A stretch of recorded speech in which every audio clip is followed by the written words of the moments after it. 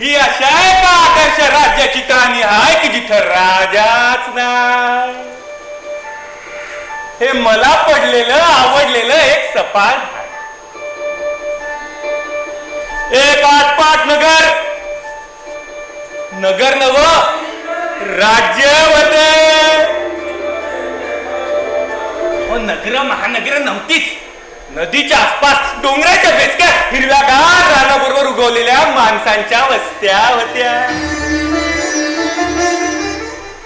क्षितिज अशी मारेशा होती.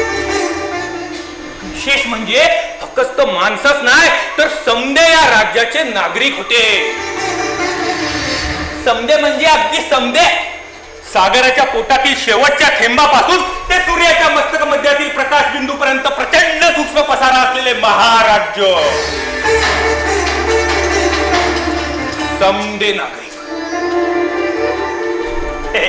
आभाळ नागरिक होते.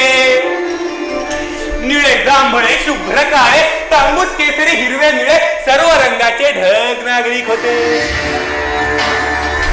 ससे मासे पाळणे बगळे सगळेच्या सगळे नागरिक होते. पशु पक्षी काय दगड धोंडे झाडपाला वनस्पती समजे नागरिक होते. विशेष म्हणजे सर्वांना समान दर्जा होता. हे कोणी दुय्यम नागरिक नव्हते. कुणी शहाणे तर कुणी वेळे नव्हते. निसर्गात नियमानुसार राज्य करीत होता.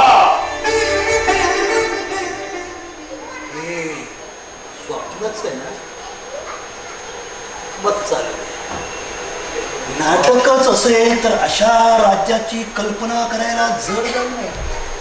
एक आध्यात्मिक समत्व नाटक म्हणून ठीक.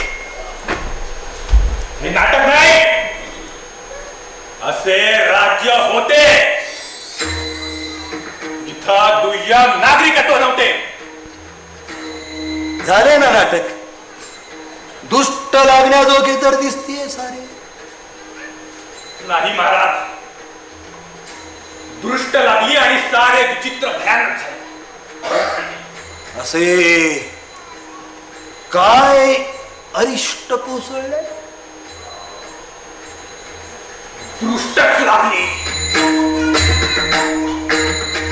दुष्ट शक्तींनी शाप दिला. राज्यातील शांती आणि सद्भाव नष्ट झाला. त्या विचित्र शापाने माणसाला कळाले की त्यालाच कळते तो प्रथम ग्रहित झाला. सारेच संपले. हे झाले. करणारे कमी करणारे न करणारे जास्त करणारे. एकाला तर फारच कळाले. त्यानं हाती काठी घेतली आणि रे गोडली. म्हणाला ही जागा माझी. तो राजा झाला. बाकी सारे गुलाम दुय्यम दुर्दशा सत्तेवर आली. राजाने प्रथम निसर्गाला माणसापासून वेगळा केला आणि मग माणसाला माणसापासून वेगळे करण्याचा धंदा उघडला. राजे सुखाने राज्य करू लागले, खाऊ पिऊ लागले, बायकांजवळ झोपू लागले. मग राजाची चाकरी हा इतरांचा जीवित धर्म झाला. जो राजाच्या जवळ तो अधिक महत्वाचा ठरू लागला. राजाने मत व्यक्त करण्याआधीच त्याच्याशी सहमत होण्याची स्पर्धा निकटवर्तीयात सुरू झाली. राजाने रेडा गाभण असल्याचा अंदाज व्यक्त करतात दुधासाठी कासंड्या घेऊन जाणाऱ्या खुशबसकऱ्यांची राजनिष्ठ तैनाती फौज तयार झाली.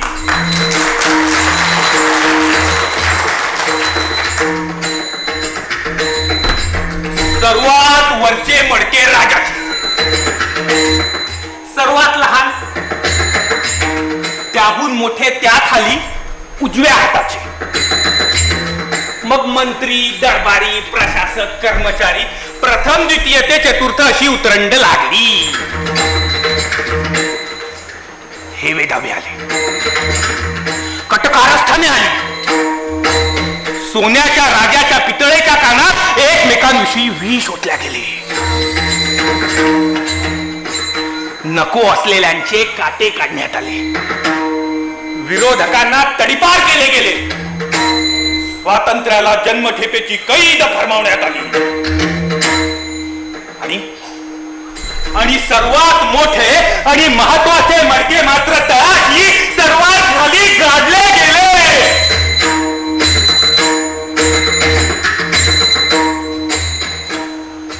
हे तळाचे मडके पार दबून गेले.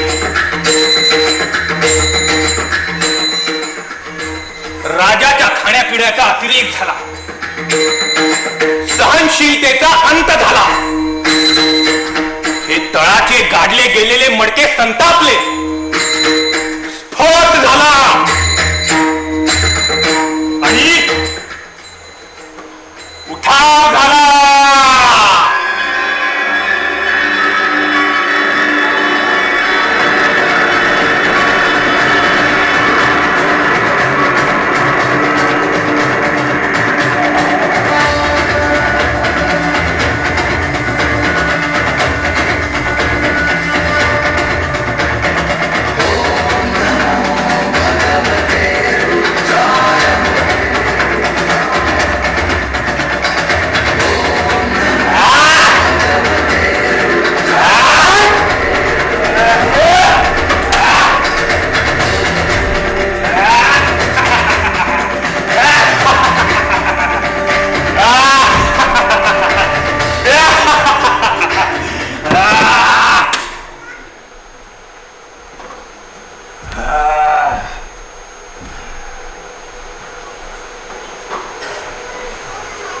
काही कळतंय का तुला?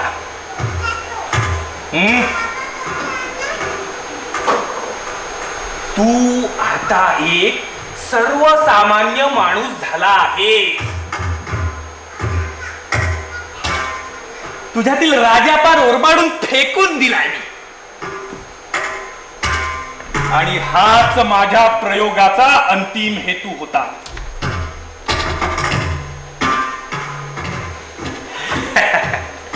किती खराब, म्हणजे किती विद्रूप, ओंगळ आणि बेंगळूर दिसू लागलाय.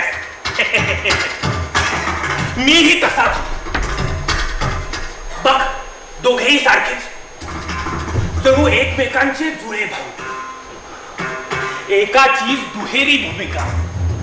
अरे मीही तुझ्यासारखा तसाच विद्रूप, बेंगळूर आणि ओंगळ. कळतंय का नाटक? याचा अर्थ कसा अडकलाय? आता कसा आणि कुठं जाशील? याच गमतीसाठी आयुष्यभर विचार करत होतो. झाला ना तुला हवा तसा एका अद्वितीय कलावंताचा महान प्रयोग?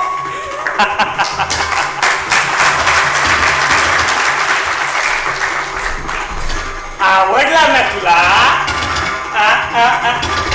मग आता वचन दिल्याप्रमाणे हसावं लागेल तुला. तुला हसताना पाहायचं, तुझ्या हसण्याचा विचित्र आवाज ऐकायचाय मला. म्हणजे तुझ्या अंधार कोठडीतील जन्मठेपेचे कैदी तो आवाज ऐकून एकमेकांना विचारतील की राजा आज आपल्या रडण्याची दक्कल का करत आहे?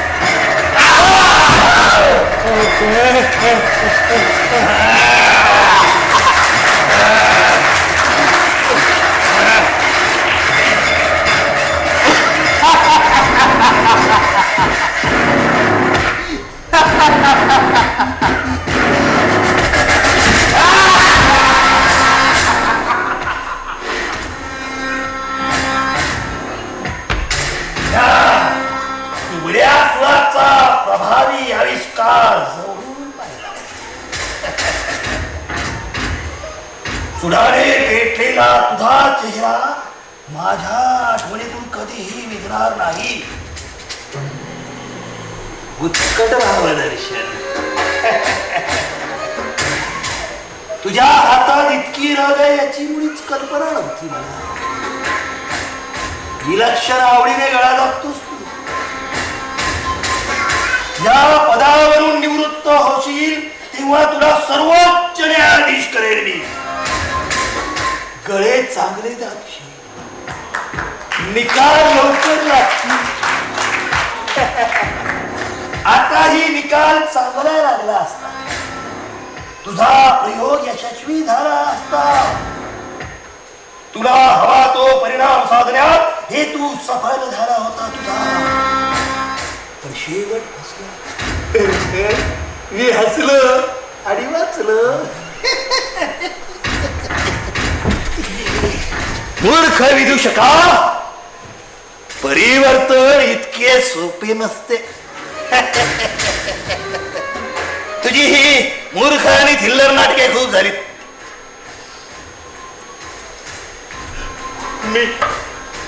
मी मरायला सामोरा जायला तयार आहे. माझा प्रयोग फसलाय. माझ्या अपयशाची शिक्षा मी ओळखतो. माझा गळा दाबून मला ठार करा. मी मरायला तयार आहे.